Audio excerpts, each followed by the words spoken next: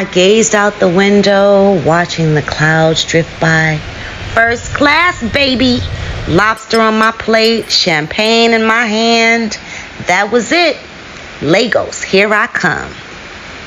The plane touched down and I felt that thick, warm air wrap around me. A driver held a sign with my name.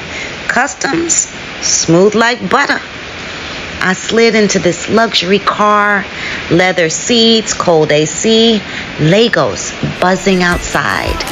As we crossed the famous Third Mainland Bridge, I saw Makoko, the floating city. They said it's like the floating Venice of Africa, a whole world on water. Then vendors everywhere selling plantain, water, chickens even. One man startled me. He ran up to the window and I was like, oh shit. I smiled.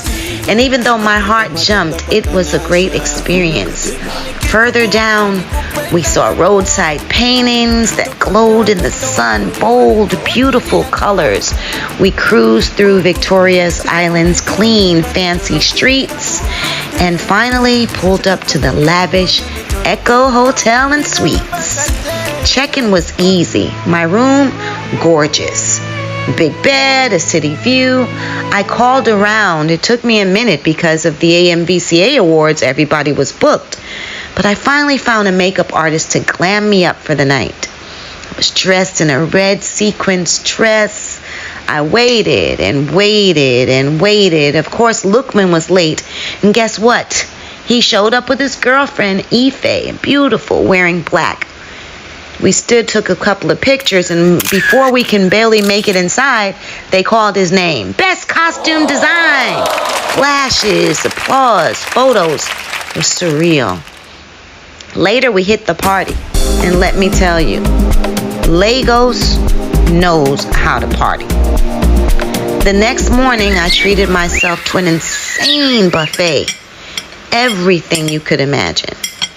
Then, later on, my red bikini, poolside vibes. That's when it happened. An alert on my phone. My return flight to Atlanta, canceled. I ran to my room so quick, turned on the TV, and we were in a COVID-19 lockdown. Borders closed. I printed out my ticket and stared at that canceled ticket for it seemed like forever. And just like that, honey, I was stuck in Lagos.